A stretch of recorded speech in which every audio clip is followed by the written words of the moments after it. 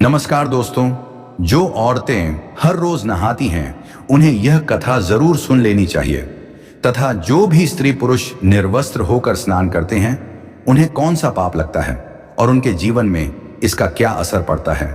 तो दोस्तों, एक कहानी के माध्यम से आज आपको बताया जाएगा और साथ ही यह वीडियो आपको बहुत अच्छी जानकारी और सीख देकर जाएगी। तो दोस्तों, इसलिए हमारे साथ अंत तक जरूर बने रहिएगा। तो मित्रों, एक समय की बात है जब भगवान विष्णु माता लक्ष्मी के साथ हरिद्वार में घूम रहे थे, तब माता लक्ष्मी ने देखा कि समस्त मनुष्य गंगा में नहाकर हर हर गंगे कहते चले जा रहे हैं। प्रिय दोस्तों, अगर आप यह कहानी सुनने जा रहे हैं तो कृपया पूरा ही जरूर सुनिएगा, क्योंकि आधा अधूरा ज्ञान किसी विष के समान होता है। और फिर दोस्तों, इसके अलावा हे माता लक्ष्मी, जो भी भक्त इस वीडियो को लाइक करें और चैनल को सब्सक्राइब करके कमेंट में जय लक्ष्मी नारायण लिखें, उनके घर में धन की कभी कोई कमी ना रहे तथा उनका घर हमेशा धन से भरा रहे। तो मित्रों, जब माता लक्ष्मी ने देखा कि समस्त मनुष्य गंगा में नहाकर हर हर गंगे कहते चले जा रहे हैं, परंतु सभी दुखी और परेशान हैं, तब लक्ष्मी माता ने बहुत आश्चर्य से भगवान विष्णु से पूछा और कहा, हे प्रभु, गंगा में इतनी बार स्नान करने पर भी इनके पाप और दुखों का नाश क्यों नहीं हुआ है? क्या गंगा में अब कलयुग के कारण सत्यता नहीं रही? तो मित्रों, भगवान विष्णु ने मुस्कुराते हुए कहा, हे देवी लक्ष्मी, गंगा में तो वही सामर्थ्य है, परंतु इन लोगों ने पापनाशिनी गंगा में स्नान ही नहीं किया, तो फिर इन्हें लाभ कैसे हो सकेगा? तब मां लक्ष्मी ने आश्चर्य से कहा, हे प्रभु, स्नान कैसे नहीं किया? सभी तो गंगा नहाकर जा रहे हैं और तो और अभी तक इनके शरीर भी नहीं सूखे हैं। तब भगवान विष्णु ने कहा, ये लोग तो केवल गंगा जल में डुबकी लगाकर आ रहे हैं। हे देवी, मैं तुम्हें कल इसका रहस्य समझाऊंगा। फिर मित्रों, ऐसा कहकर वे दोनों ही अंतर्ध्यान हो जाते हैं। और मित्रों, वहीं दूसरे दिन अचानक से बहुत जोरों की बरसात होने लगी। सभी गलियां कीचड़ से भर गईं। एक चौड़े रास्ते में एक गहरा गड्ढा था जिसमें चारों ओर से कीचड़ भर रहा था। तभी भगवान विष्णु ने लीला से एक ब्राह्मण का वृद्ध रूप धारण कर लिया और किसी विवश की तरह गड्ढे में जाकर ऐसे पड़ गए मानो कि जैसे कोई मनुष्य चलते चलते गड्ढे में गिर पड़ा हो और निकलने की चेष्टा करने पर भी ना निकल पा रहा हो। साथ ही लक्ष्मी जी को उन्होंने ये समझाकर गड्ढे के पास बैठा दिया कि देखो, तुम लोगों को सुना सुना कर यूं पुकारती रहो कि मेरे वृद्ध पति अकस्मात गड्ढे में गिर पड़े हैं। कोई पुण्य आत्मा ही इन्हें निकालकर इनके प्राण बचाए और हम असहाय की सहायता करें। मित्रों, भगवान विष्णु ने लक्ष्मी जी को यह भी समझा दिया कि जब कोई गड्ढे में से मुझे निकालने को तैयार हो, तब इतना और कह देना कि मेरे पति सर्वथा निष्पाप पुण्यवान ब्राह्मण हैं। इन्हें वही व्यक्ति छुए जो खुद भी निष्पाप हो। यदि आप निष्पाप हैं तो ही इन्हें हाथ लगाइए, नहीं तो हाथ लगाते ही इनके तेज के कारण आप भस्म हो जाएंगे। मित्रों, लक्ष्मी जी ने तथास्तु कहकर गड्ढे के किनारे बैठ गई और आने जाने वालों मनुष्यों को सुनाकर भगवान श्री हरि की सिखाई हुई बात बार बार कहने लगी। उसी समय गंगा में नहाकर लोगों के दल आ रहे थे और उस सुंदर युवती को यूं बैठी देखकर कई लोगों के मन में वासना या पाप और कईयों को कुछ धर्म का भय हुआ तो कई कानून से डर गए। तो कुछ लोगों ने तो लक्ष्मी जी को यह भी सुना दिया कि मरने दे बुढ़े को, क्यों उसके लिए रोती है? तुम अभी सुंदर और बहुत जवान हो। वहीं कुछ दयालु चरित्रवान पुरुष थे, उन्होंने उस युवती के पति को निकालना चाहा, परंतु लक्ष्मी जी के विचित्र वचन सुनकर वे भी रुक गए, क्योंकि उन्होंने यह सोचा कि हम गंगा में नहाकर आए हैं तो क्या हुआ, हम पापी तो हैं ही, कहीं सहायता करते समय हम भस्म ना हो जाएं। इस स्त्री के कथन के अनुसार पापी लोग खुद से ही भस्म होने वाले हैं और हमें अपने पुण्य और पाप की गिनती कैसे पता होगी? मित्रों, किसी का भी साहस नहीं हुआ। सैकड़ों आए, सैकड़ों ने पूछा और बस चले गए। अब तो संध्या हो चली। तब फिर भगवान विष्णु ने माता लक्ष्मी से कहा, देखा, आया कोई सच्चे हृदय से गंगा में नहाने वाला। मित्रों, तब थोड़ी ही देर के बाद एक नौजवान ब्राह्मण हाथ में लौटा ली हर हर गंगे कहता हुआ नदी से बाहर निकलकर मंदिर की ओर जा रहा था। जब उसकी दृष्टि उस स्त्री पर पड़ी तथा उनका अपने व्यवस्था का विलाप सुन युवक का हृदय करुणा से भर आया। उसने भगवान विष्णु को निकालने की पूरी तरह से तैयारी की, किंतु लक्ष्य जी ने रोक कर कहा कि भाई, यदि तुम सर्वथा निष्पाप पुण्यवान नहीं होंगे तो मेरे पति को छूते ही तुम अपने आप लकड़ जाओगे। मित्रों, उस युवक ने उसी समय बिना किसी संकोच के दृढ़ निश्चय के साथ लक्ष्मी जी से कहा, हे माता, मेरे निष्पाप तथा पुण्यवान होने में आपको संदेह क्यों होता है? आप देखती नहीं कि मैं अभी अभी गंगा जी में पुण्य स्नान करते हुए नहा कर आया हूं। भला पाप नाशिनी परम तेजस्वी गंगा मैया में गोता लगाने के बाद भी कभी पाप रहता? हे देवी, मैं अभी आपके पति को इस पीड़ा से मुक्त कर इस दुर्गंध से बाहर निकालता हूं। कृपया आप मेरा विश्वास करें। ऐसा कहते हुए उस युवक ने लपक कर बूढ़े को ऊपर उठा लिया। मित्रों, उस समय भगवान विष्णु और मां लक्ष्मी ने उसे पुण्य फल का अधिकारी समझकर अपना असली स्वरूप प्रकट करते हुए उसे साक्षात दर्शन देकर कृतार्थ किया। मित्रों, वहीं भगवान विष्णु जी ने माता लक्ष्मी से कहा, हे लक्ष्मी, इतने सारे लोगों में से केवल इस एक युवक ब्राह्मण ने ही गंगा स्नान किया है। हे देवी, इसी दृष्टांत के अनुसार जो लोग बिना श्रद्धा और विश्वास के केवल दंभ के लिए गंगा स्नान करते हैं, उन्हें वास्तविकता में कोई भी फल नहीं मिलता। परंतु इसका यह मतलब नहीं कि गंगा स्नान व्यर्थ जाता है। गंगा स्नान का बहुत पुण्य भी है मित्रों। इसके बाद भगवान विष्णु जी ने माता लक्ष्मी जी से कहा, हे देवी, अब मैं आपको वह 12 बातें बताता हूं। जो भी मनुष्य इन 12 बातों को नहाते समय ध्यान में रखता है, वह कभी भी दुखी नहीं रहता। उसके घर में देवी लक्ष्मी का वास होता है। उसके घर में अपार धन आता है। घर में कभी भी लड़ाई झगड़ा या क्लेश नहीं होते हैं। उसका पूरा परिवार हंसी खुशी के साथ सुखपूर्वक जीवन व्यतीत करता है। मित्रों, तब माता लक्ष्मी ने कहा, हे प्रभु, भगवान, आप हमें यह 12 बताइए जिसका मनुष्य जीवन पर कैसे प्रभाव होता है। इस विषय में मैं जानना चाहती हूं। कृपा करें और मेरी जिज्ञासा को शांत करें। मित्रों, इसके बाद भगवान विष्णु उन बातों को बताना शुरू कर देते हैं और माता लक्ष्मी बहुत ध्यान से सुनने लगती है। प्रिय दर्शकों, ये 12 बातें आप लोग भी बिल्कुल ध्यान से सुनना।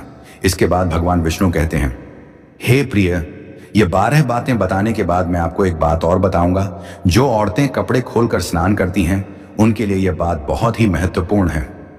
तो हे लक्ष्मी, आप इस बात को बहुत ही ध्यान से सुनना। तभी विष्णु जी अपनी वाणी को शुरू कर और बताने लगते हैं। दोस्तों, विष्णु जी कहते हैं, प्रतिदिन स्नान करने से शरीर निरोगी रहता है तथा मन प्रसन्न रहता है। स्नान से चेहरे की क्रांति और शारीरिक आकर्षण में भी बढ़ोतरी होती है। अगर इस नित्य कर्म के दौरान कुछ शेष बातों का ध्यान रखा जाए तो आध्यात्मिकता से भी ज्यादा लाभ पाया जा सकता है। नहाने के क्रम में इन बातों का ख्याल जरूर रखा जाना चाहिए। सबसे पहले स्नान करने के बाद शुद्ध होकर पूजा पाठ आदि सारे काम करने के योग्य बनते हैं, इसलिए सुबह को ही स्नान कर लेना चाहिए। दूसरी बात, शास्त्रों में कहा गया है कि स्नान करने से इन 7 गुणों की प्राप्ति होती है। रूप, तेज, बल, पवित्रता, आयु, आरोग्य, निर्लोभ, पुष्टि व आरोग्य और स्वास्थ्य चाहने वालों को हर मौसम में और हर दिन स्नान करना चाहिए। चौथी बात, शास्त्रों में कहा गया है कि सुबह स्नान करने से पापों का नाश होता है और पुण्य मिलता है। ऐसा भी कहा गया है कि सुबह नहाने वालों के पास नकारात्मक शक्तियां नहीं भटकती, इसीलिए सुबह के समय स्नान करना ही उचित है। पांचवी बात, बीमारी के हालत में सिर के नीचे से ही स्नान करना चाहिए या गीले वस्त्रों से शरीर को पोंछ लेना एक तरह का स्नान ही कहा गया है। छठी बात, सुबह की लालिमा छाने से पहले ही स्नान लेना श्रेष्ठ माना गया है। सातवीं बात, तेल लगाकर और देह को मलमल कर नदी में नहाना मना है। इसकी जगह नदी से बाहर निकलकर तट पर ही शरीर साफ करके नदी में डुबकी लगाना उचित है। आठवीं बात, जिन घाटों पर कपड़े धोए जाते हैं वहां का जल अपवित्र माना गया है, इसलिए वहां से कुछ दूर हटकर ही नहाना चाहिए। नौवीं बात, नदी में 11 या 21 डुबकियां लगाना योग्य बताया गया है। 10वीं बात, पवित्र नदियों में कपड़े निचोड़ की मनाही है। नदी में किसी तरह की गंदगी नहीं बहानी चाहिए। 11वीं बात, नल की तुलना में झरने का पानी झरने से ज्यादा, नदी का पानी नदी के पानी से, किसी तीर्थ का जल तीर्थ के जल से गंगा जल अधिक श्रेष्ठ माना गया है। अंतिम बार गंगा माता का कथन है कि स्नान करते वक्त कोई चाहे जहां भी मेरा स्मरण करेगा, मैं वहां के जल में प्रवेश कर जाऊंगी। मित्रों, इसके बाद भगवान श्री हरि ने कहा, हे लक्ष्मी, अब मैं आपको औरतों के बारे में बताता हूं जो औरतें कपड़े खोलकर स्नान करती हैं। धर्म शास्त्रों में हर एक चीज के लिए कुछ नियम बनाए गए हैं।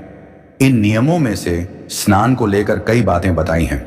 ऐसा भी माना जाता है कि आम व्यक्ति को शास्त्रों के नियमों का पालन जरूर करना चाहिए, जिससे उनके घर की सुख समृद्धि बनी रहती है और खुशहाली आती है। साथ में अपार धन बरसता है, माता लक्ष्मी प्रसन्न होती है। दरअसल हमारे शास्त्रों में ऐसी कई बातें लिखी गई हैं जिनका हम पालन सदियों से करते चले आ रहे हैं, लेकिन उसके कारणों के बारे में हमें अभी भी पूरी जानकारी नहीं है। ऐसे ही नियमों में से एक है निर्वस्त्र स्नान करना।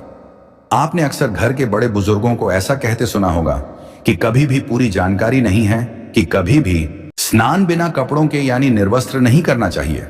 अगर हम पौराणिक कथाओं की बात करें तो निर्वस्त्र स्नान की मनाही का एक सबसे बड़ा कारण भगवान श्री कृष्ण जी के समय से जुड़ा है।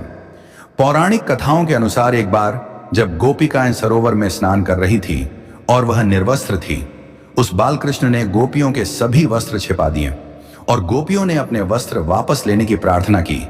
तब कृष्ण जी ने उन्हें समझाया कि कहीं भी निर्वस्त्र वस्त्र धारण किए स्नान नहीं करना चाहिए, इससे जल के देवता वरुण का अपमान होता है, इसलिए आपको निर्वस्त्र स्नान ना करने की सलाह दी जाती है। श्रीमद् भागवत पुराण के 10वें अध्याय के 10वें स्कंद में एक कथा है। कुबेर के दोनों पुत्र नलकुर और मणिग्रीव भगवान के सेवक बन गए थे। धनवान होने के साथ ही साथ भगवान शिव की कृपा प्राप्ति के कारण दोनों घमंडी हो गए थे। अपने धन वैभव के अहंकार में एक दिन दोनों मंदाकिनी नदी के तट पर अप्सराओं से साथ मदिरा पीकर जल क्रीड़ा कर रहे थे। संयोगवश उस समय कहीं से भ्रमण करते हुए नारद मुनि वहां आ गए। नारद मुनि को देखकर अप्सराओं ने शाप के भय से जल्दी जल्दी वस्त्र धारण कर लिए।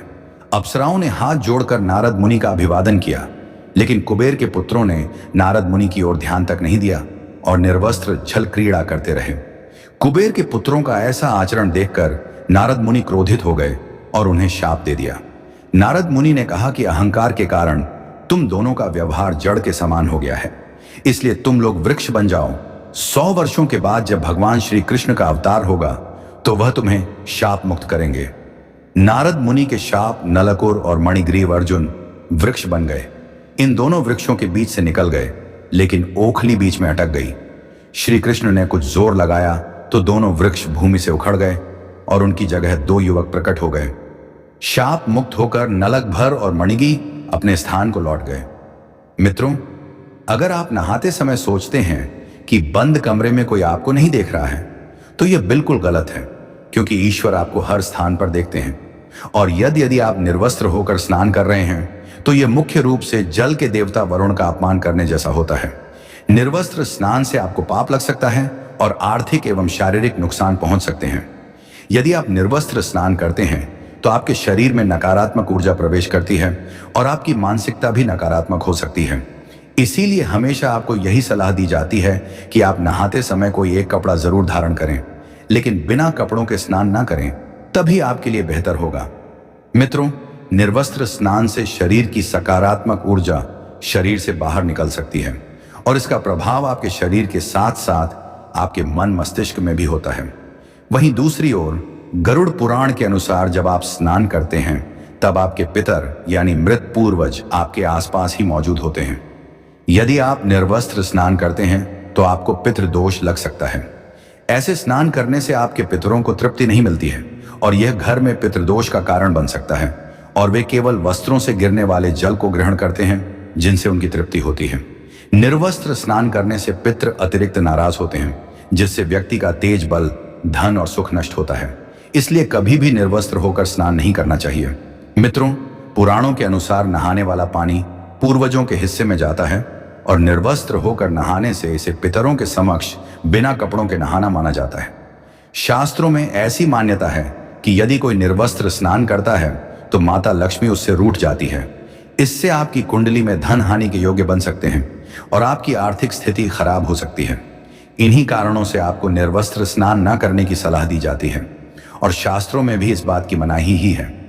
तो दोस्तों, हम उम्मीद करते हैं कि आपको यह कथा और जानकारी अच्छी लगी होगी।